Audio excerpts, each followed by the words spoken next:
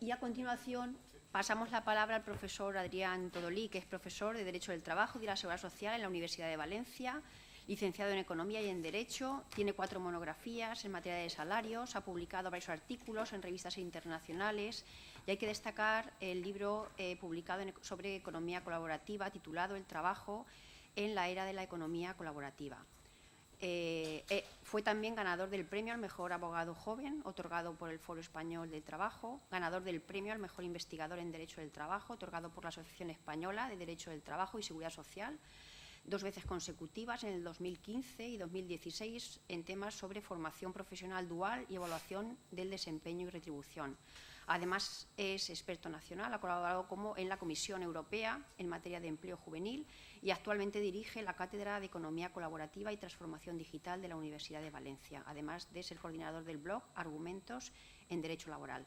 Pues le cedo la palabra a Adrián. Gracias. Muchas gracias por la presentación. Gracias. Bueno, en primer lugar, por supuesto, como corresponde, quisiera agradecer a las organizadoras de este congreso la invitación a participar en esta mesa, especialmente a la profesora Eva López Terrada, y también no solo la oportunidad de participar en esta mesa, sino en el proyecto, porque esto es un proyecto de investigación que llevamos varios años y que efectivamente está finalizando y en el que he podido desde el inicio participar y colaborar con la directora, y que ha sido un placer y que yo creo que efectivamente este congreso es una muestra del éxito que ha tenido este proyecto. Y bueno, y también, por supuesto, agradecer la oportunidad de compartir la mesa con tan buena compañía, y para mí es todo un honor estar rodeado de compañeros que aprecio y admiro desde hace mucho tiempo por su calidad académica y también humana. Y bien, entrando ya en el tema que vengo a hablar, yo elegí, bueno, quise hablar de esta, dentro, claro, al ser un proyecto de investigación, pues hay que elegir, ¿no? Efectivamente, de qué quieres o qué te apetece dentro del ámbito trabajar, y en este concreto, en esta fase final del proyecto, elegí con algo muy concreto, además que creo que se adapta bien para hablar con el tiempo con el que disponemos, puesto que el tema de la competencia judicial internacional es amplísimo y además ya se ha tratado en otras jornadas de este proyecto. Entonces ya en la fase final quedaba concretar especialidades y problemas jurídicos que puede plantear, no en general la competencia judicial internacional, sino en algunos ámbitos. Y entre ellos, pues me he decantado, como veis, con el tema de los altos directivos. Yo lo he elegido precisamente por eso, también porque es una cuestión concreta que creo que da tiempo para exponerla, pero además por su importancia, puesto que es cierto, y ya lo venimos diciendo, que los trabajadores hoy en día,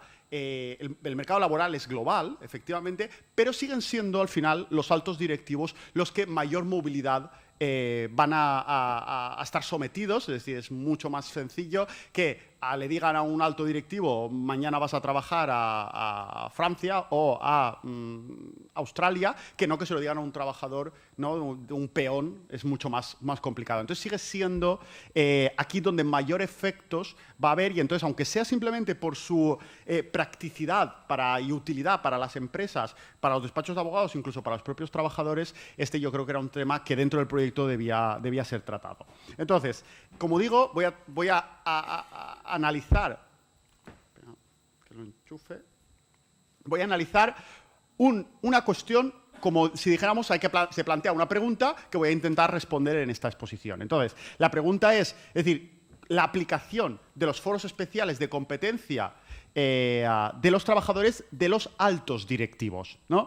Y obviamente pues voy a analizar Reglamento Bruselas I bis principalmente, pero también algo comentaré de Lugano II. Entonces, claro, ¿cuál es la primera complejidad que se plantea? Lo que algo ya en derecho interno ya conocemos. Es decir, dentro de derecho interno sabemos que la dirección de una empresa es plural y diversa, con regímenes jurídicos distintos. Es decir, por una parte tenemos los consejeros o administradores sociales, es decir, los miembros de los órganos de administración, que normalmente están vinculados por un vínculo mercantil, porque son miembros de los órganos societarios y, por tanto, con vínculo mercantil. Luego, dentro del mundo laboral podemos tener, bien, trabajadores de alta dirección, que así es como se decide llamar en España, pero que no tiene por qué ser igual pues en Francia, en Italia, y por tanto a nivel europeo, de hecho, ya veremos cómo no existe esta diferenciación.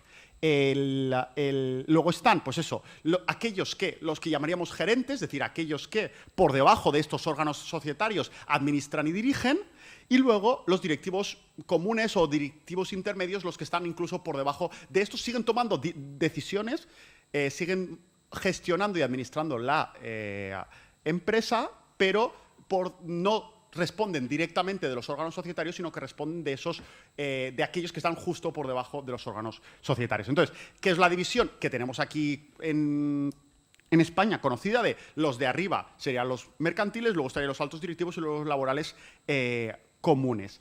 Entonces, ¿cuál sería en principio la respuesta a esto, ¿no? La lógica nos diría, bueno, pues los foros especiales, como dice Bruselas 1 bis, Lugano 2, están para los trabajadores, por tanto, si tienes un vínculo mercantil estás excluido, no se te aplica el foro especial, y si no, sí que se te aplica.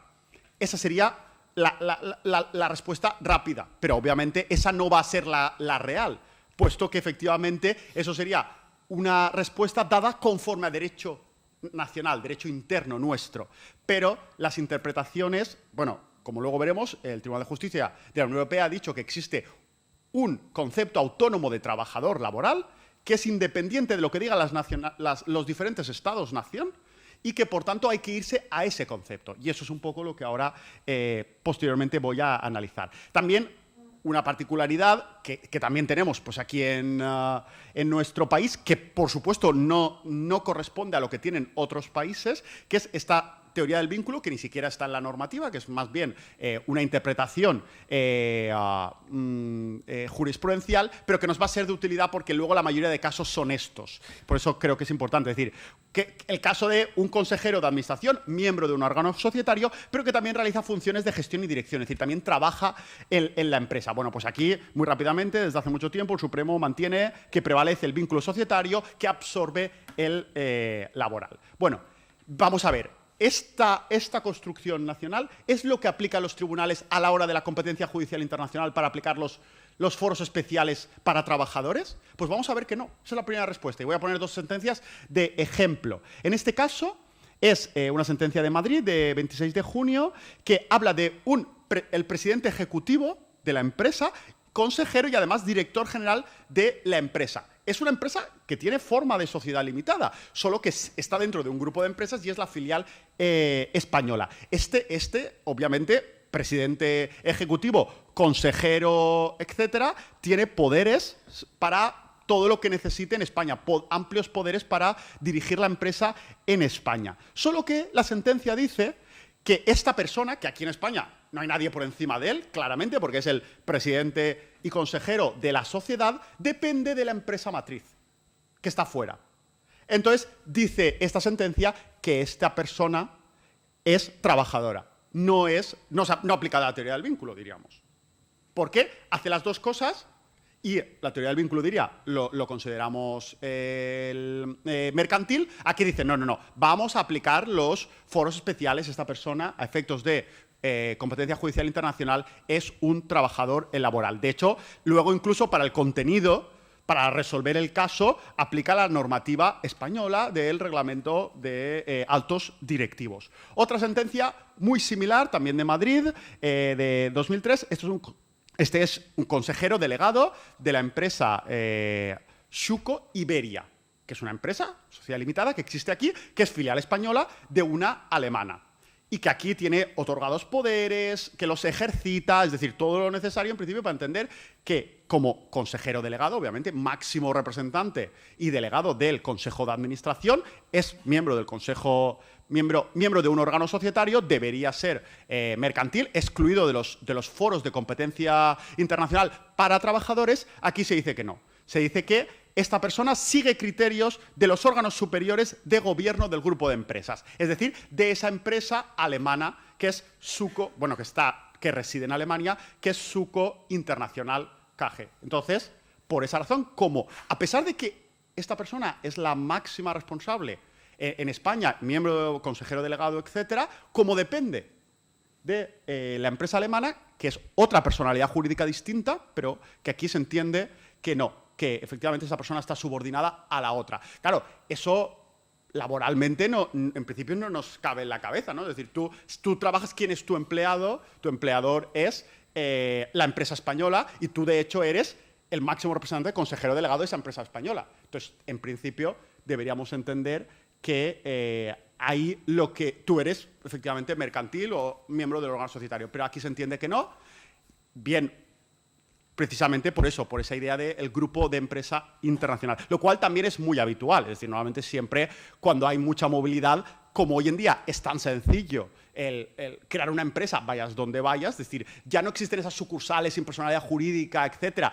Ya no es tan tradicional, ya no es tan normal. Normalmente vas a desplegarte en un nuevo país y lo primero que haces es llegar allí, montar una sociedad limitada, ¿no? Salvo que sea China, que es un poco más complicado, pero en el resto de sitios, pues así se hace. Entonces, pero se sigue entendiendo que es una simple sucursal y, por tanto, persona dependiente de la matriz.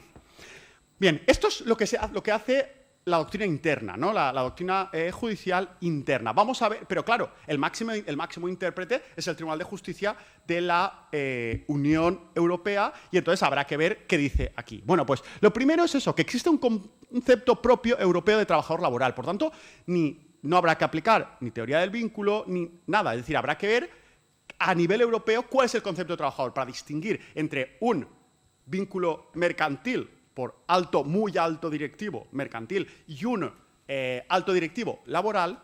Para esa diferencia habrá que ver cuál es la definición europea. Y obviamente, pues ya lo ha comentado Guillermo, es decir, durante cierto tiempo en favor de otra persona y bajo la dirección de esta, pues hay determinadas prestaciones a cambio de las cuales se percibe una retribución parecida, quitándolo de durante cierto tiempo, pero no vamos a entrar en eso, pero parecida a la interpretación, al concepto español. Otra cosa es que la definición se parezca no quiere decir que la interpretación se parezca, y eso es donde vamos a ver la diferencia.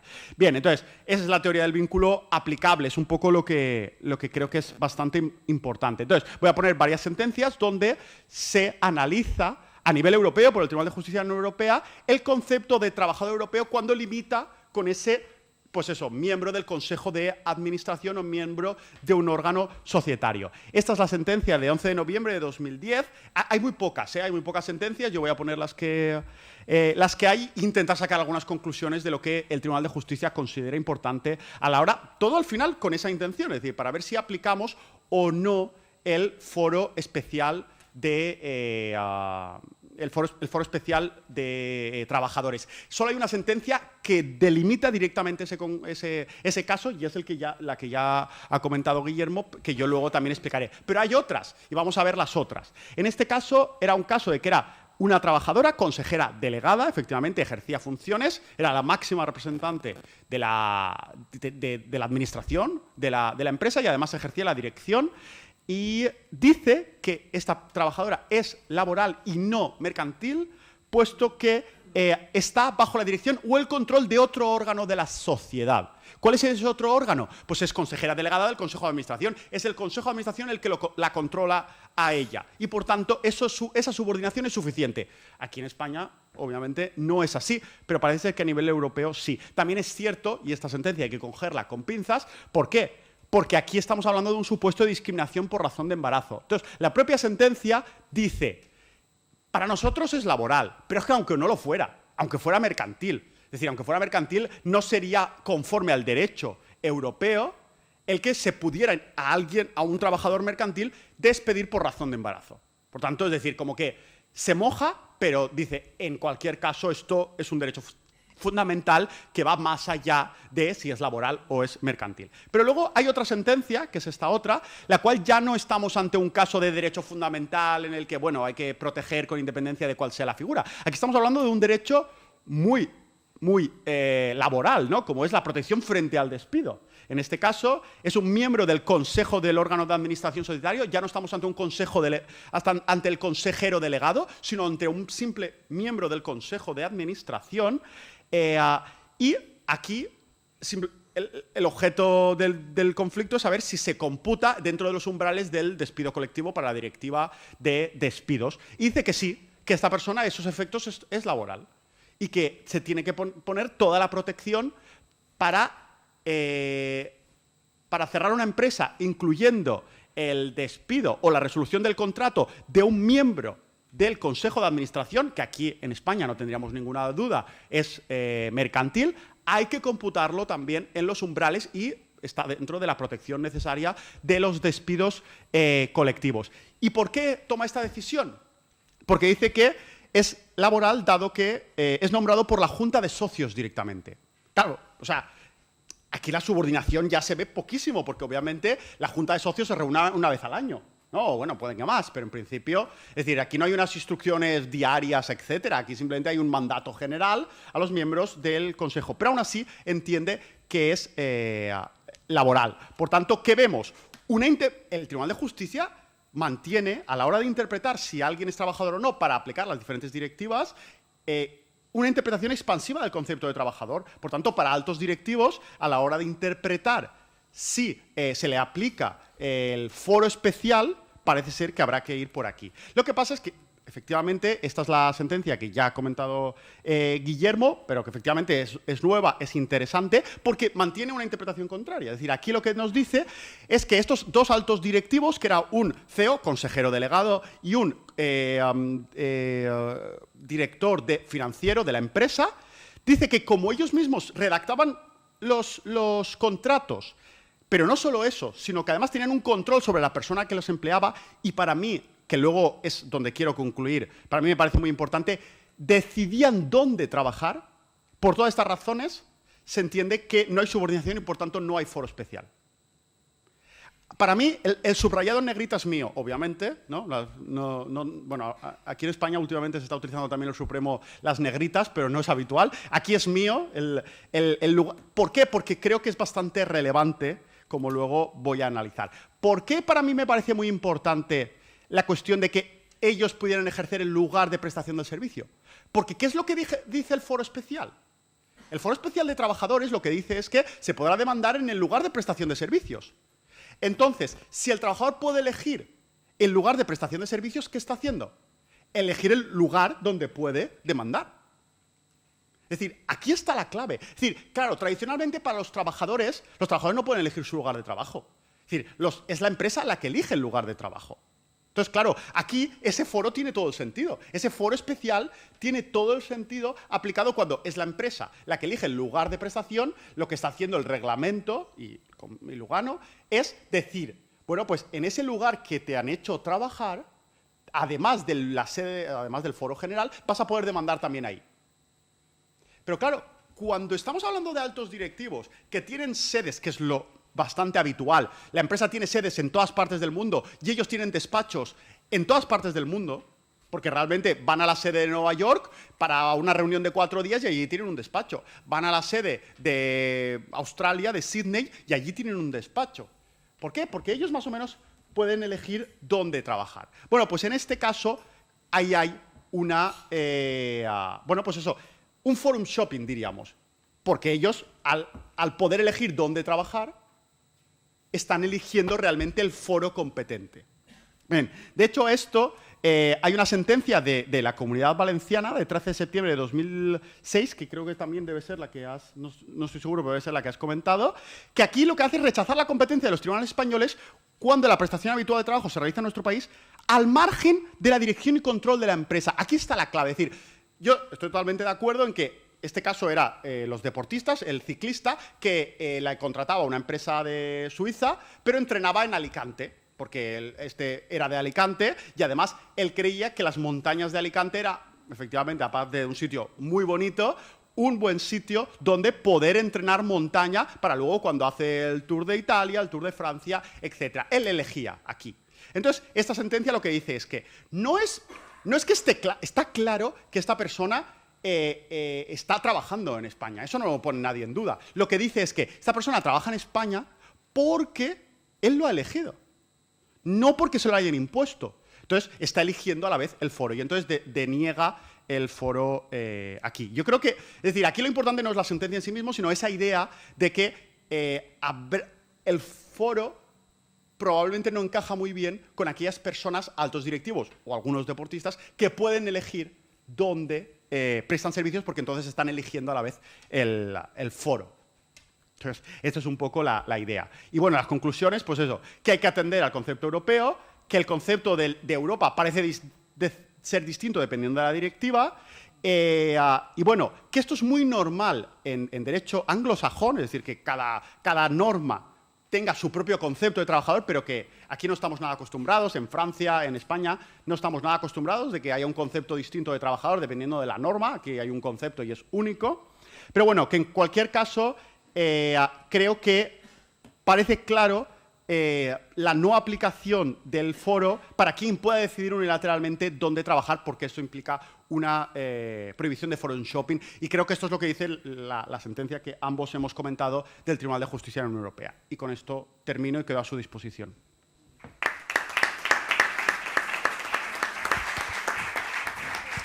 Bueno, muchísimas gracias a los tres por su contención en el tiempo, por temas tan complicados y sugerentes, y os habéis ajustado muy bien los tres.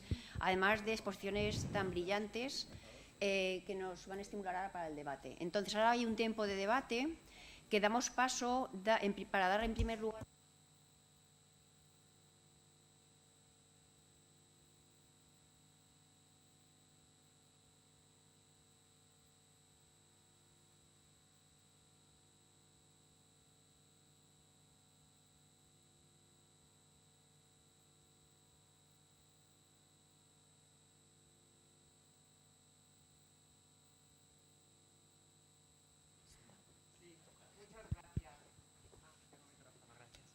Sí, muchas gracias.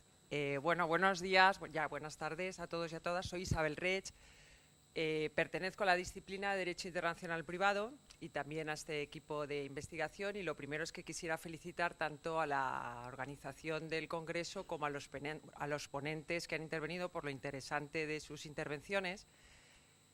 Y bueno, básicamente, al hilo fundamentalmente o básicamente de la ponencia del profesor Palau, que bueno, pues que quiero aprovechar también la presencia de un especialista como él sobre la materia aquí, para traer a colación el aspecto concreto que he trabajado yo en mi comunicación, que es precisamente la aplicación universal parcial del reglamento Bruselas 1 bis en materia laboral.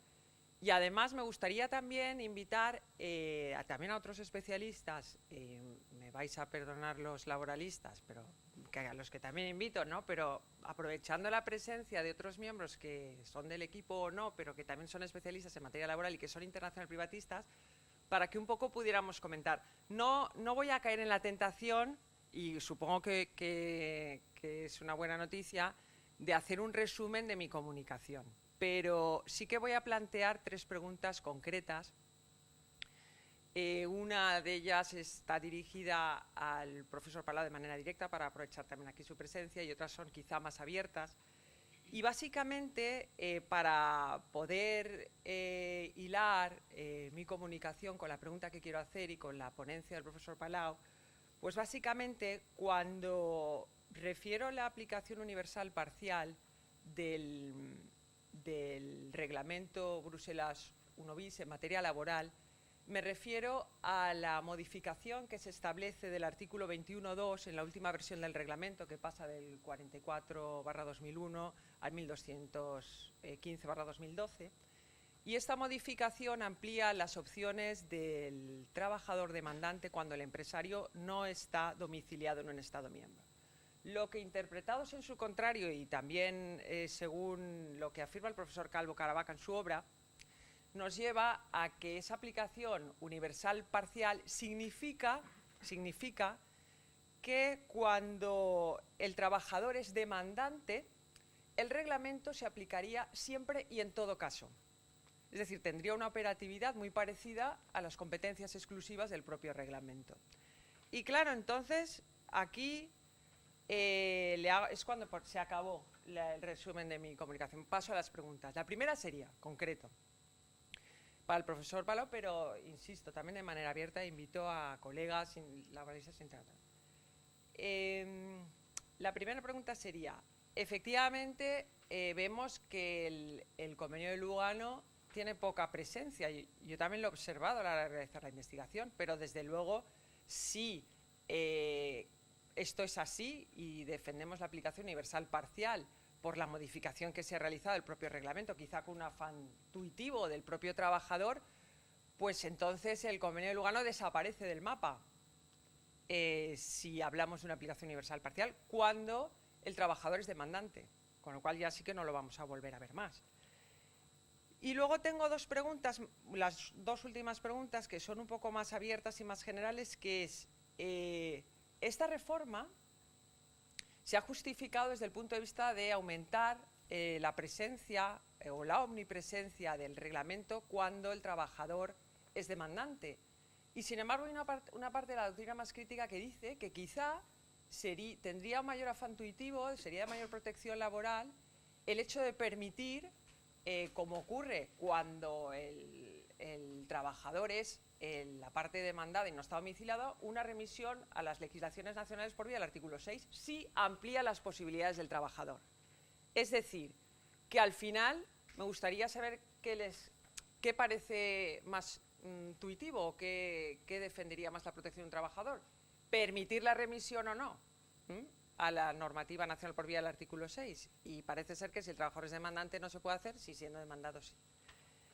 Y acabaría diciendo, en la tercera pregunta, para intentar concretar, aunque no he podido evitar, para poder plantear las preguntas, hacer un poco un resumen de lo que es mi comunicación. En último término, si verdaderamente esta opción de la aplicación universal parcial, que implicaría aplicación siempre y en todo caso del reglamento cuando el trabajador es demandante y por lo tanto operaría, desplazaría, se aplicaría con independencia de la nacionalidad del domicilio de las partes y desplazando a toda la normativa interna sobre la materia.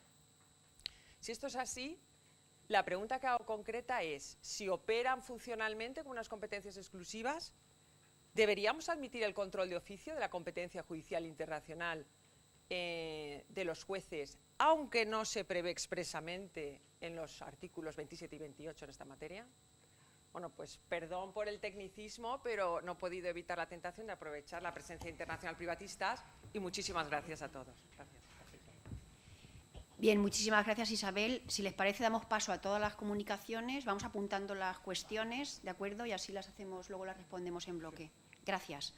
La segunda comunicación sería la precariedad laboral a través de las competencias, de la competencia judicial y la determinación del centro de trabajo en el sector de las aerolíneas low cost, análisis de la sentencia del Tribunal Supremo de 24 de enero de 2019, de José Manuel López Jiménez. Hola, buenos días. En primer lugar, muchas gracias por darme la oportunidad de estar aquí y, en fin, pues como bien se ha comentado, el motivo de mi comunicación era el comentario de la sentencia del Tribunal Supremo de 24 de enero de 2019 respecto de un caso que yo creo que es bastante interesante, sobre todo porque aquí tenemos la oportunidad de estar pues, internacionalistas y laboralistas, que son dos disciplinas que han caminado de forma paralela en el último siglo y poco a poco se van uniendo. Sobre todo en España, en que el derecho laboral ha trabajado un poco de puertas para adentro. Entonces, pongo un poco en antecedentes rápidamente. Es un caso bastante tipo, es llamado caso Ryanair, en el cual la empresa que todos conocemos, pues a través de empresas de trabajo temporal, contrata trabajadores y utiliza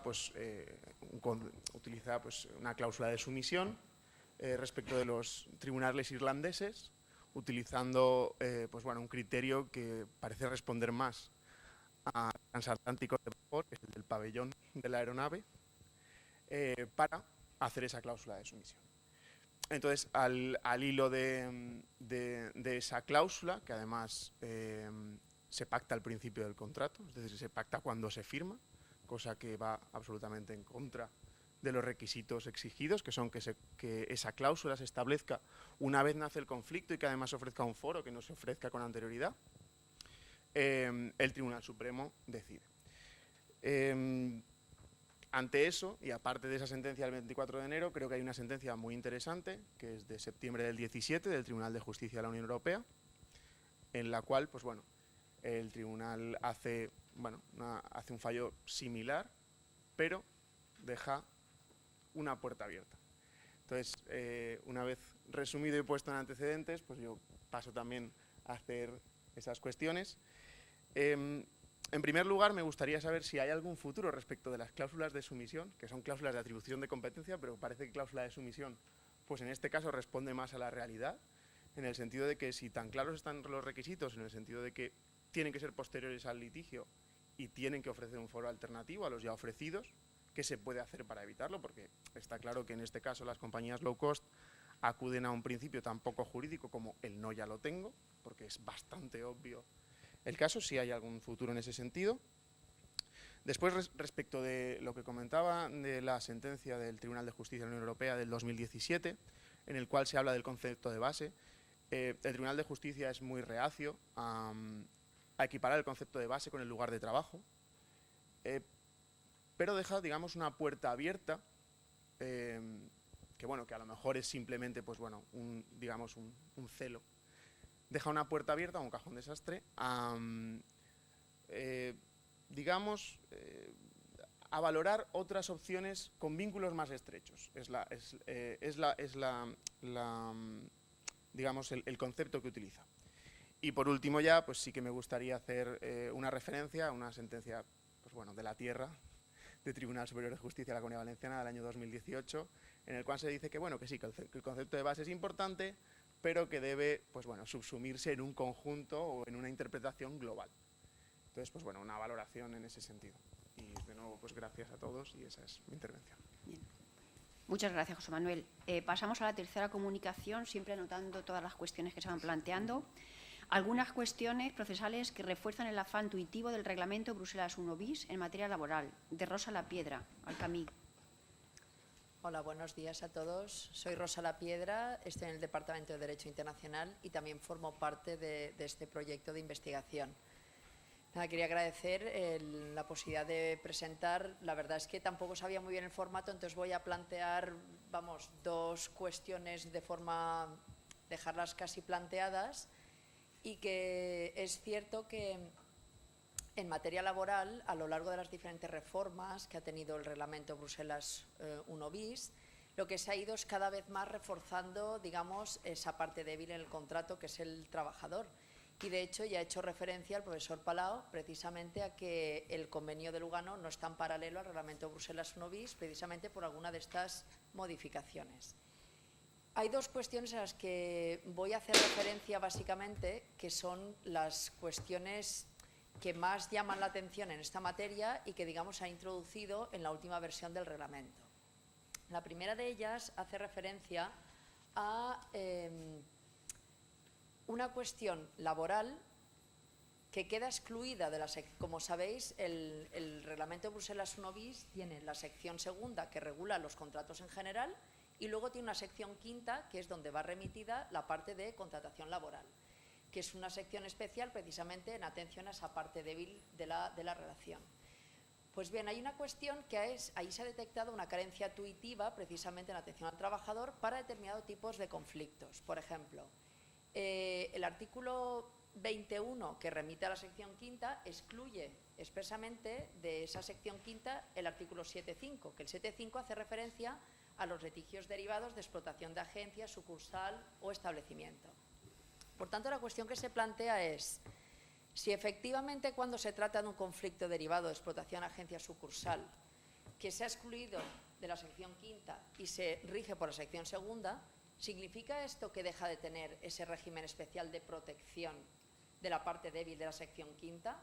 Y a efectos prácticos, ¿significa esto que las partes van a tener una libertad absoluta a la hora de someter expresa o tácitamente, que también ha hecho referencia en la comunicación anterior, una libertad absoluta sin límites para someterse expresa o tácitamente a los tribunales de un Estado miembro?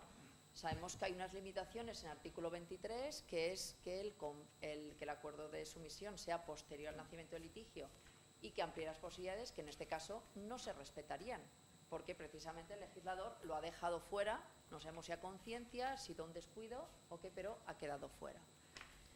Eso por un lado. Y la segunda cuestión también procesal que me ha llamado la atención y que también ha hecho referencia el profesor Palau es la relativa al foro de litisconsorcio pasivo necesario, es decir, el de pluralidad de demandados. En este caso, aquí llama sobre todo la atención porque el legislador europeo aquí ha venido digamos, a rectificar la línea jurisprudencial seguida por el Tribunal de Justicia en esta materia. Y ha venido a rectificarla precisamente porque en un principio en la versión anterior del reglamento no se permitía el foro de pluralidad de demandados, quedaba excluido para materia laboral, y así lo decía también el Tribunal de Justicia. Sin embargo, en la última versión del reglamento se incluye este litisconsorcio pasivo necesario o este foro de pluralidad de demandados también en materia laboral. Por tanto, digamos, aquí se detecta de nuevo una modificación del reglamento en aras a ese afán intuitivo que presenta el reglamento en aras a protección del trabajador. Básicamente he intentado resumir al máximo las dos o tres que tenía previstas, pero bueno, ahí las dejo para que también los especialistas de la mesa si pueden también aportar alguna cuestión al respecto. Muchas gracias. Muy bien, muchas gracias, Rosa. La cuarta comunicación sería sobrevolando la competencia judicial internacional a propósito del caso Ryanair, de Víctor José Anaya López. Buenas tardes a todos. Me uno también a las felicitaciones de mis compañeros, a los ponentes y a la dirección del Congreso. Mi comunicación trata también y analiza la problemática de la determinación de la competencia judicial en el sector de la aviación por las particularidades que tiene, y lo hago a raíz de las soluciones jurisprudenciales, fundamentalmente tres: la del TJUE, la del Tribunal Supremo de fecha muy reciente y la del TSJ de Valencia, a cuestiones planteadas por la tripulación de vuelo de Ryanair, que de alguna forma o de otra cuestionan el modelo actual de la aerolínea. Y en todos ellos se analiza como punto de partida lo que es la competencia judicial. Pues a mi entender son tres las opciones posibles. En primer lugar sería el lugar de matriculación de la aeronave, que es la opción defendida por Ryanair y, así como lo ha dicho mi compañero, es la que incluye los contratos de trabajo, hasta tal punto de que Ryanair los considera trabajadores desplazados, aunque y es lo que algún autor ha llamado falsos desplazados, porque nunca llegan a prestar servicios en Irlanda, aunque dan parte de la seguridad social, emiten el certificado A1 y demás. Luego la otra opción sería el lugar del domicilio de la empresa demandada, que aunque es el foro alternativo del reglamento, es una opción que parece que es olvidada. Y luego, por último, sería el lugar de prestación de servicios, que aquí es donde nos encontramos el problema. En primer lugar, cabría preguntarse si hay un lugar de prestación de servicio del personal de vuelo. Podría ser todos y cada uno de los aeropuertos que pisan a lo largo de su relación laboral, la base operativa a la que el operador asigna y que se define como el lugar desde el que inician o finalizan su trabajo, o podría ser también el avión y, por tanto, el lugar de matriculación de la aeronave. Pues es allí donde prestan las tareas fundamentales. Por un lado, el piloto, pilotar la aeronave, y los tripulantes, pues las tareas de seguridad y de atención al público. Pues bien, el TJUE, cuando resuelve la cuestión prejudicial, en mi opinión, parte del presupuesto de que debe haber un lugar de prestación de servicios. Y lo comentaba el profesor Palau, está empeñado en buscar ese lugar. Y para ello recurre a una serie de indicios que, en su opinión, conducen a determinar uno de ellos. Y lo hace fruto de la concepción de que debe proteger al trabajador como parte contratante débil.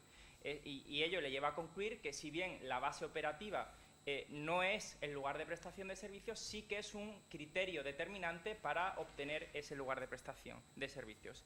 Es la misma solución a la que recientemente ha concluido el Tribunal Supremo en una sentencia bastante poco creativa, porque lo que hace es extractar literalmente la sentencia del TJUE. Y, en mi opinión, es una interpretación bastante discutible, porque si bien protegemos al trabajador como parte contratante débil, nos olvidamos por completo de la parte demandada y, sobre todo, y lo más importante, del principio de seguridad jurídica, que es precisamente lo que parece en los considerandos del propio reglamento Bruselas 1 bis buscar el reglamento, cuando habla de que las reglas de competencia judicial internacional tienen que tener un alto grado de previsibilidad. Pues aquí, sin embargo, dejamos la determinación del lugar de prestación de servicios en manos de los tribunales, que con mayor o menor discrecionalidad y sobre la base de unos indicios, pues determinan el lugar de prestación de servicios. Y, por último, concluía en mi comunicación, quizá un poco atrevida, que no hay un lugar de prestación de servicios del personal de vuelo, y que, en mi opinión, el Tribunal de Justicia pierde una oportunidad al indicar en su sentencia que no hay, y de alguna forma incentivar al legislador europeo a modificar el reglamento, elegir decantarse por una de las opciones, como lo hace, por ejemplo, el Reglamento 883 de 2004, en el que identifica que la actividad del personal de vuelo se considera realizada en la base asignada. Y ya está. Muchas gracias. Vale, muchísimas gracias. Ya la última comunicación muy rápida, la cesión de trabajadores llevada a cabo por aerolíneas internacionales, posibles puntos de fuga y su ilegalidad, de Rafael Moll Noguera. Sí, yo seré muy breve. Básicamente me sumo a lo ya dicho por mis compañeros en cuanto a la felicitación a las directoras de este congreso. Y la duda que yo planteaba en mi comunicación es si es posible, o si es legal, mejor dicho, la práctica que consiste básicamente en lugar de contratar con una ETT española, crear una ETT o relacionarse con una ETT en un país extranjero, en este caso Irlanda, y contratar trabajadores españoles a través de esa ETT irlandesa, cuya regulación rebaja los costes laborales, entre otras cosas porque permite los contratos de 0 horas. En este caso, la mayoría de tribunales no pueden entrar a conocer del fondo del asunto por problemas precisamente de jurisdicción internacional. Sin embargo, en mi opinión, y parece ser que recientemente, el año pasado, una sentencia de un juzgado de Tenerife también lo señala así, antes de entrar a valorar la competencia judicial internacional, es necesario ver si esa práctica es fraudulenta, hay fraude de ley y, por tanto, de entenderse que hay grupo de empresas o de entenderse que hay cesión ilegal de trabajadores, y en este caso el juzgado lo entiende así, no sería necesario entrar en todos los problemas relativos a la competencia judicial internacional o legislación aplicable y directamente impondría una responsabilidad solidaria para la ETT o falsa ETT extranjera y Ryanair, que sí que está domiciliada aquí. Nada más, muchas gracias. Bien, pues muchísimas gracias a los 5 comunicantes por todas sus sugerencias, preguntas, que no sé si va a dar tiempo, y por esto ahora a la organización le pido que nos diga qué tiempo récord tenemos para poder contestar a tan interesantes cuestiones. ¿Cuánto? 10. Pues en 10 minutos. Perfecto. Muy bien. Correcto. Gracias por todas las intervenciones muy interesantes. No voy más porque si no, al punto. Isabel, sobre todo los que sois de aquí, como voy a estar, me podéis acudir. Primero, sobre el ámbito de aplicación universal parcial, no estoy de acuerdo con Calvo Caravaca, lo siento. Es decir, si uno lee el artículo 64.2 del Convenio Lugano y el 73 de Bruselas, no elimina la aplicación de Lugano. Lugano se aplica siempre. No es una cuestión de jerarquía, es una cuestión de competencias. Y además lo dice claramente el 64, sin perjuicio de las normas del Convenio de Lugano. Por lo tanto, no afecta a Lugano, es mi opinión. Yo sé que hay contrarias, pero esa es mi opinión. Por lo tanto, Lugano sigue vivo, por supuesto. Segundo, empresarios demandados, artículo 6, empresario demandado. Es decir, el juego del foro habitual de trabajo para los empresarios demandados, como beneficio del trabajador. Normalmente, lugar de trabajo coincide con domicilio del trabajador. Normalmente, hablo en situaciones habituales, no en trabajadores móviles, como hemos visto, u otras. Por lo tanto, ya está previsto que el empresario pueda demandar al trabajador en lugar de domicilio. Control de oficio. Todas las normas de aplicación del sistema se aplican a las normas de la sección quinta. Por lo tanto, son aplicables absolutamente. Control de oficio, dispendencia, conexidad y medidas cautelares. No hay ningún problema. José Manuel, sobre la sumisión, en mi opinión, es una opinión, el artículo no elimina la sumisión.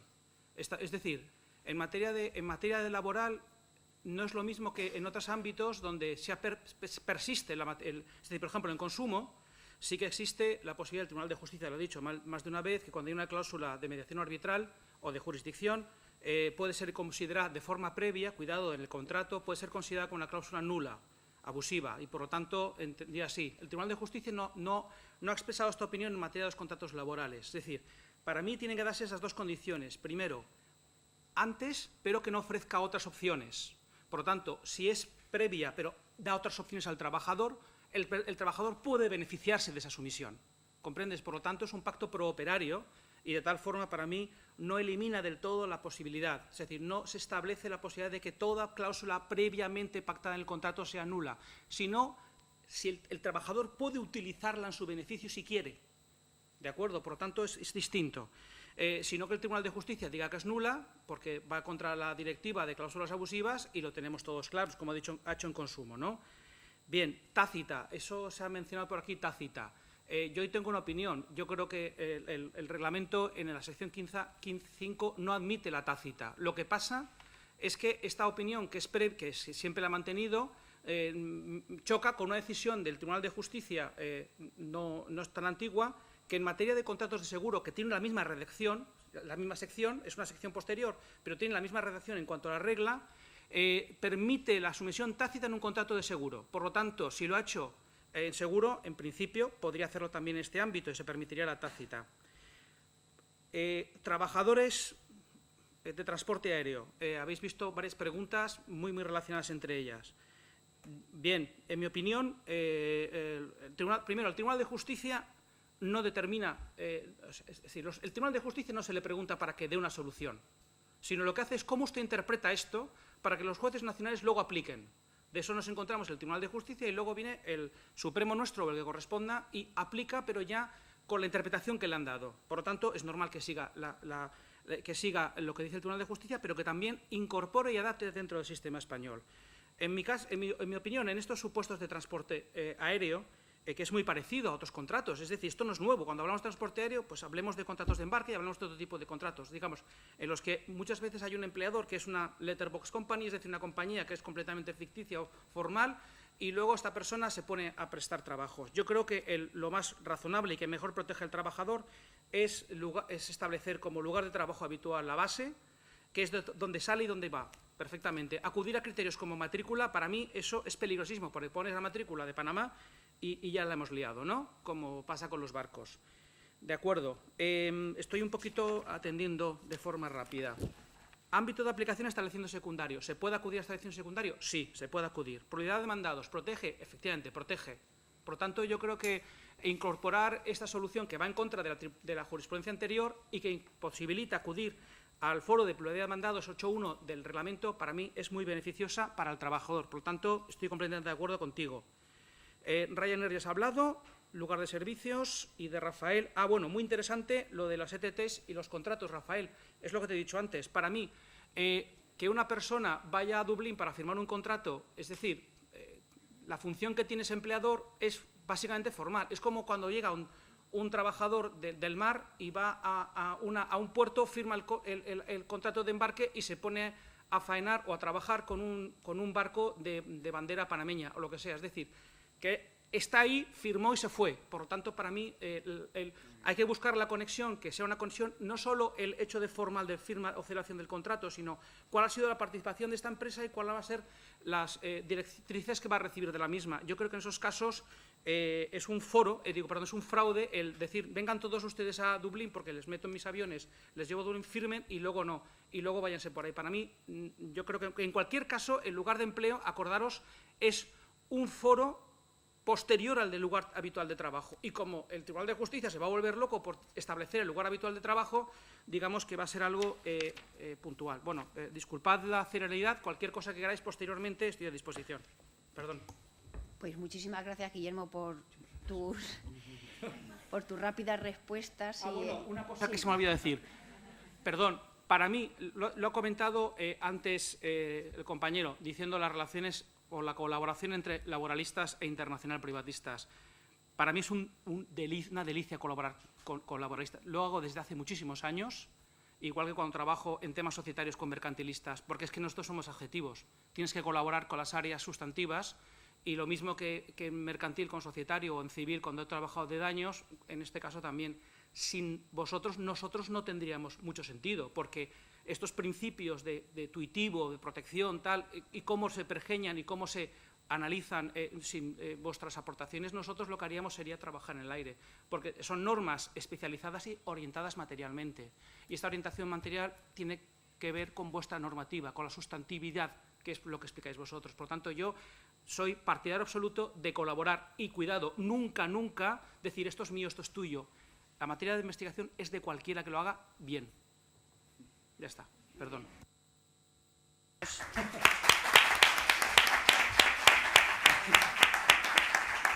Bueno, qué mejor manera de concluir con tus palabras. No. Que lo haga bien. Yo creo que ya terminamos aquí el debate. Decirle a los comunicantes que tenemos aquí los certificados que pasen a recogerlos ahora en la mesa y dar las gracias una vez más a los ponentes, comunicantes, organizadores y asistentes, porque entre todos hacen posible este interesante congreso. Muchas gracias. Y a la moderadora por tener todo perfectamente. Y nos vemos a las 3:30, volvemos otra vez para seguir trabajando. Gracias.